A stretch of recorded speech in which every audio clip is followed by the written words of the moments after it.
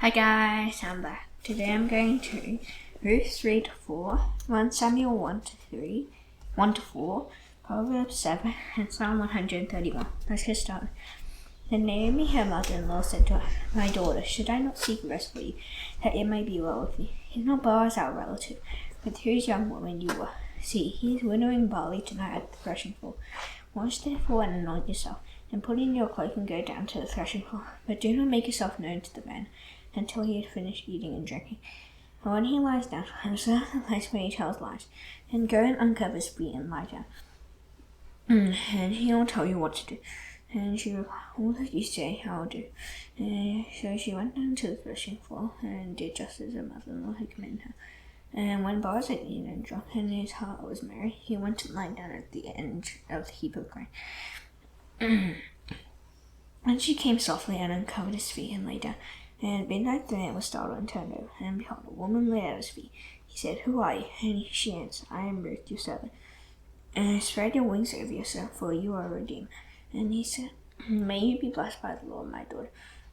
You have made this last kindness greater than the first, in that you have not gone after a young man, where the poor are rich. And now, my daughter, do not fear. I will do for you all that you ask.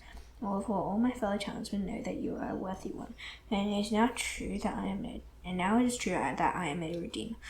Yet there is a redeemer nearer to than I. Remain tonight and in the morning. If he will redeem you, good, let him do it. But if he is not willing to redeem you, then as the Lord lives, I will redeem you. Lie down until the morning." And so he lay at his feet until the morning, and arose before no one could recognize another. And he said, "Let it not be known that the woman came out to the threshing floor." And he said, "Bring the garment that you are wearing and hold it out." And she held it, and he measured out 6 measures of barley and put it on her. And she went into the city, and when she came to her mother-in-law she said, "How did you fare, my daughter?" And she told her all that the man had done for her, saying, "These 6 measures of barley he gave to me, for he said to me, 'You must not go back empty-handed to your mother-in-law.'" She replied, "Wait, my daughter, until you learn how the matter turns out. For the man will not rest, but will settle the matter today."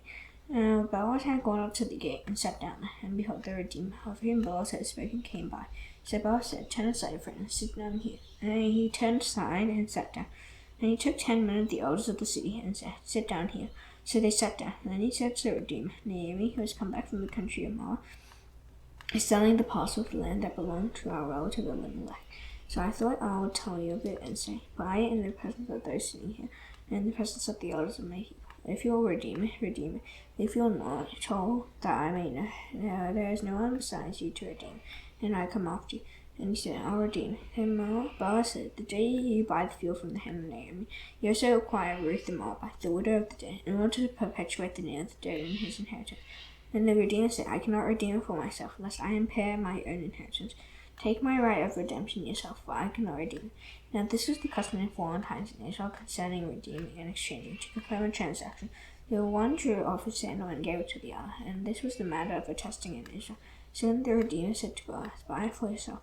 He drew off his sandal. Then Boaz said to the elders and all the people, "You are witnesses that today that I have forgiven I bought from the hand of Naomi, and all that belonged to Elimelech, and all that belonged to Chilion and to Mahlon, and also Ruth the Moabite, the widow of Mahlon, I have brought to be my wife, and to perpetuate the name of the dead in his inheritance, that the name of the dead may not be cut off from among his brothers, and from the gate of his native place.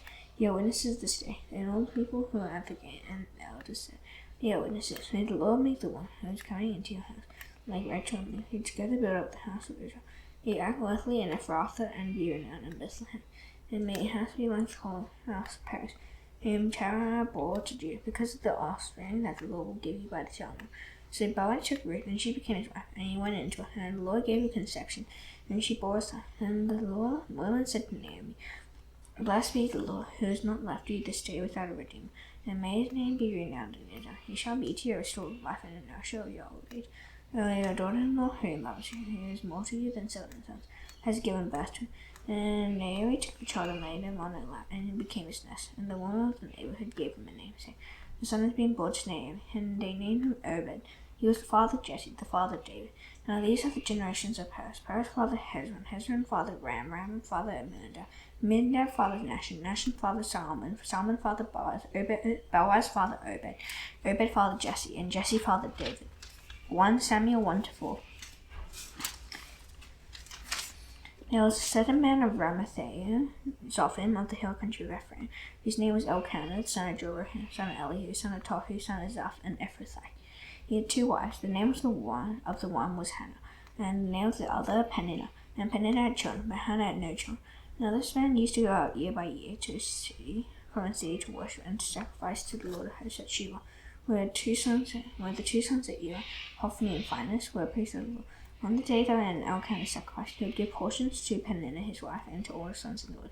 But to Hannah he gave a double portion, because he loved her, though the Lord had called her to the whim, and a rival used to provoke her grievously to irritate her, because the Lord had closed the wound. So it went on year by year. As often as she went out to the house of the Lord, she used to provoke her. Therefore Hannah wept and would not eat. And Elkanah her husband said to her, Hannah, why do you weep? And why do you not eat? And why is your heart sad? Am I not more to you than 10 sons? And after they had eaten and drunk in Shiloh, Hannah rose. Now Eli the priest was sitting on the seat beside the doorpost of the temple of the Lord. She was deeply distressed and prayed to the Lord and wept bitterly.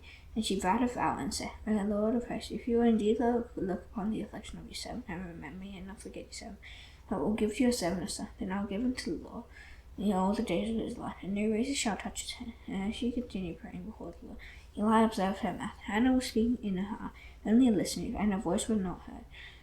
Therefore Eli took her to be a drunken woman, and Eli said to her, How long will you go on being drunk? But you went away from me.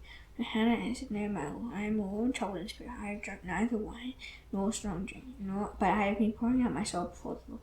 Do not regard your servant as a worthless fool, for all along I have been speaking of my great anxiety and vexation. And Eli answered, Go in peace, and the God of Israel grant your petition that you have made to him. And she said, Let your servant find favor in your eyes. And the woman went away and ate, and her face was no longer sad. They rose early in the morning and worshipped before the Lord.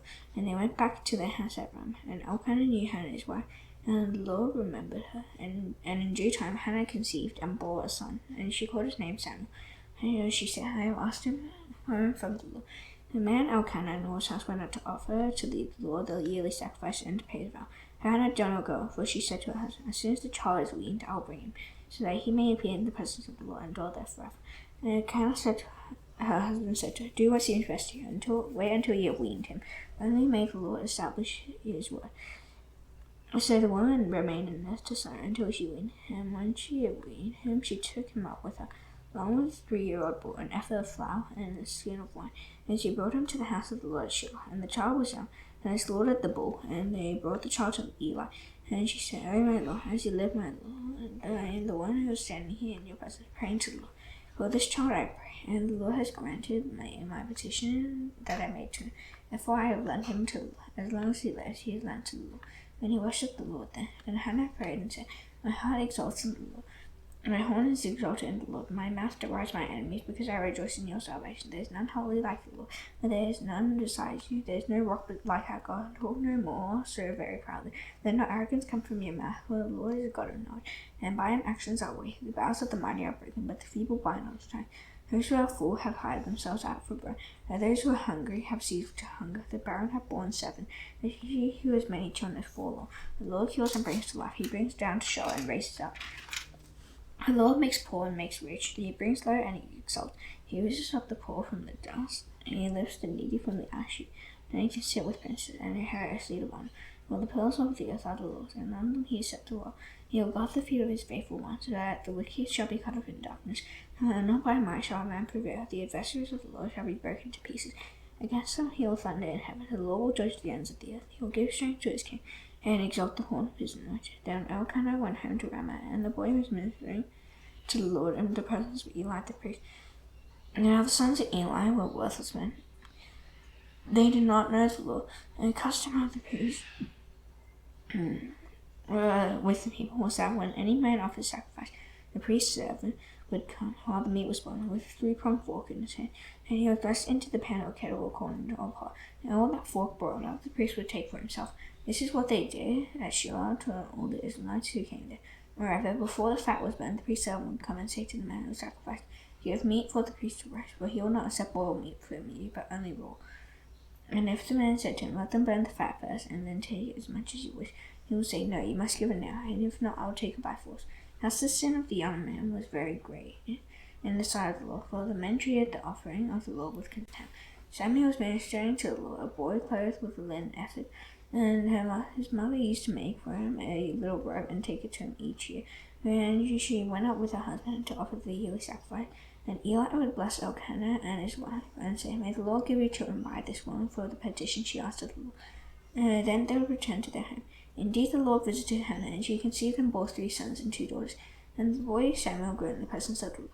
Now Eli was very old, and he kept hearing all that his sons were doing to all Israel, and how they lay with the women who were serving at the entrance of the tent of meeting. And he said to them, "Why do you do such thing? For I hear of your evil dealings among all these people. No, my sons, it is no good report that I hear the people of the Lord spreading abroad. If someone sins against man, God will meditate for him. And if someone sins against the Lord, who can intercede for him?" But they would not listen to the voice of their father, but it was the will of the Lord to put them to death. Now the boy Samuel continued to grow both in stature and in favor of the Lord, and also with men. Then there came a man of God to Eli and said to him, "Thus says the Lord, did I indeed reveal myself to the house of your father when they were in Egypt, subject to the house of Pharaoh?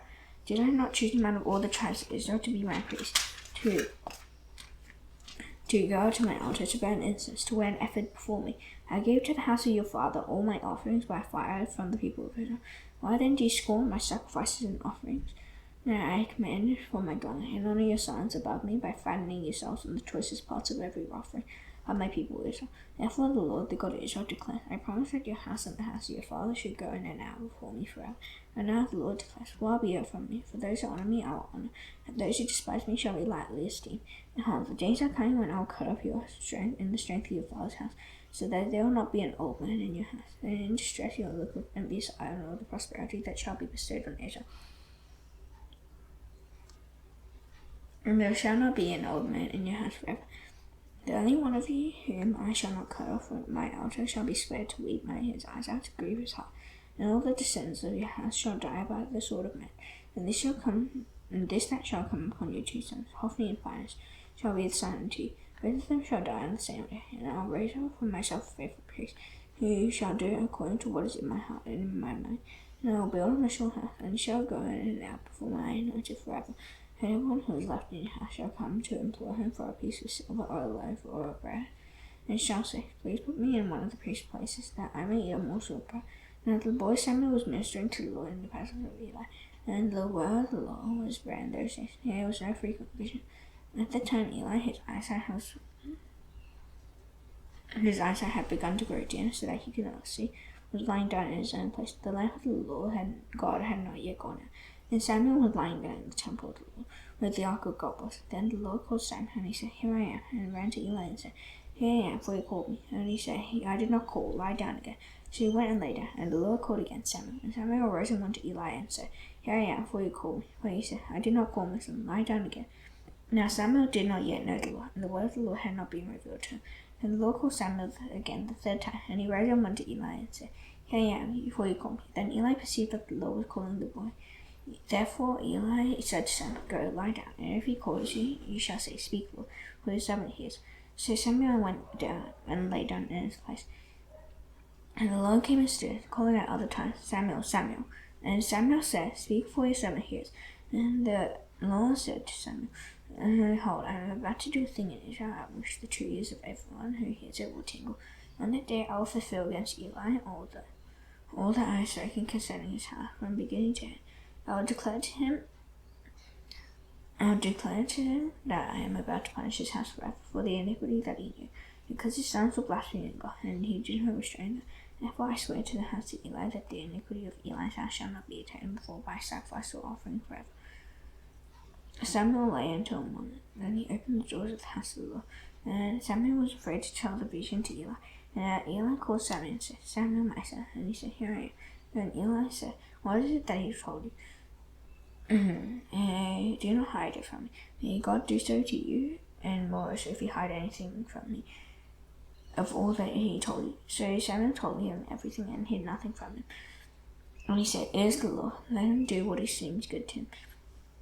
And Samuel grew, and the Lord was with him, and let none of his wives fall to the ground.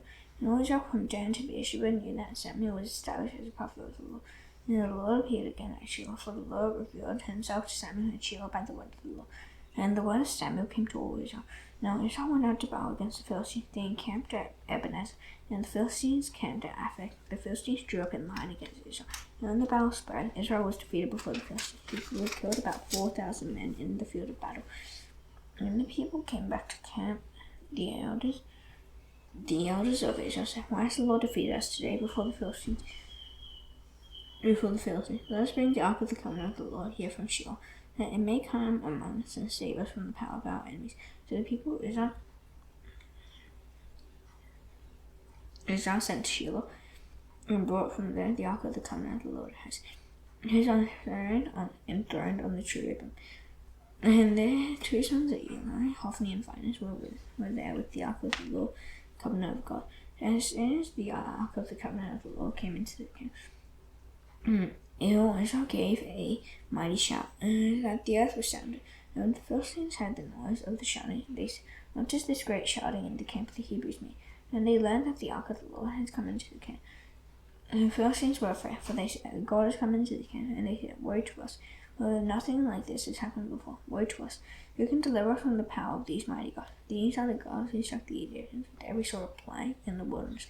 Take courage and be men of Philistines, lest you become slaves to the Hebrews, as they have been to you. Be men and fight." So the Philistines fought, and Israel was defeated. And they fled, every man to his home, and there was a very great slaughter, and for 30,000 foot soldiers of Israel fell. And the ark of God was captured, and the two sons of Eli, Hophni and Phinehas, died. And men of Benjamin ran from battle line, and came to Shiloh the same day, with his clothes torn and with dirt on his head. When he arrived, Eli was sitting on the seat by the road watching, for his heart trembled for the ark of the Lord God. And when the men came into the city and told the Jews, told the news, all the city cried. When Eli heard the sound of the outcry, he said, "What is this uproar?" Then the man hurried and came to Eli and told Eli. Now Eli was 98 years old, and his eyes were set so that he could not see. And the man said to Eli, I am he who has come from the battle. I fled from the battle today." And he said, "How did it go, my son?" He who brought the news answered and said, "Israel has fled before the Philistines, and there has also been a great defeat among the people. Your two sons, Hophni and Phinehas, are dead, and the ark of God has been captured." And as soon as he mentioned the ark of God, Eli fell over backward from his seat by the side of the gate, and his neck was broken, and he died. For the man was old and heavy. He had judged Israel 40 years. And now his daughter-in-law, the wife of Phinehas, was pregnant, about to give birth. And when she heard the news that the ark of God was captured, and that her father-in-law and her husband were dead, she bowed and gave birth, for her pains came upon her. And about the time of her death, the woman attending her said to her, "Do not be afraid, for you have borne a son." But she did not answer or pay any attention. And she named the child Ichabod, saying, "The glory has departed from Israel," because the name Ark of God had been captured, and because of her father-in-law and her husband. And she said, "The glory has departed from Israel, for the ark of God has been captured." Proverbs 7.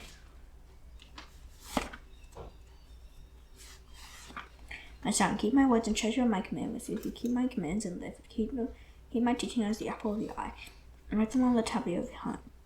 Say to wisdom, "You are my sister," and call insight your intimate friend. And it will keep you from the forbidden woman, to keep from the adulteress with a smooth blood. At the window of my house I have looked up through my lattice, and I have seen among the simple. I have perceived among these the young man lacking sense, passing along the street near a corner, taking the road to a house in the twilight, in the evening, at the time of night, in darkness. And behold, the woman meets him, dressed as a prostitute, lily of heart. She is loud and wayward, her feet do not stay at her, now in the feet, now in the mouth, and at every corner she lies in wait. She sees him and kisses him, and with bold face she says to him, "I had to offer sacrifices, so today I have paid my vows. So now I have come out to meet you, to seek you eagerly, and I have found you. I spread my couch with coverings, colored linens from Egyptian linen. I have perfumed my bed with aloes and cinnamon. Come, let us take our fill of love till morning. Let us delight ourselves with love. But my husband is not at home. He has gone on a long journey. He took a bag full of money with him, and for noon he will come full moon he will come home. With much seductive speech she persuades him. With his smooth talk she compels her, and all at once he follows her, as an ox goes to its slaughter, or as a stag is caught fast to an arrow pieces its liver, as a bird rushes into a snare. He does not know that it will cost him his life, and now says, listen to me, and be attentive to the words of my mouth, and not your heart turn aside to her ways. Do not stray into her path, for many a victim has she laid low, and all the slain are a mighty throng. And ours is the way to shock, going down to the chambers of death. Psalm 131. O Lord, my heart is not lifted up, my eyes are not raised too high. I do not occupy myself with things too great and too marvelous for me, but I have come and quieted my soul like a weaned child with his mother. Like a weaned child is my soul within me. O Israel, hope in the Lord, from this time forth and forevermore. Now the stern nation add to the Lord's prayer. Please read it, Our Father in heaven, hallowed be your name. Your kingdom come, your will be done on earth as it is in heaven. Give us today our daily bread. Forgive us our debts, as we also forgive our debtors. Lead us not into temptation, but deliver us from the evil one. We also the kingdom and the power and the glory forever. Amen. See you tomorrow. Bye.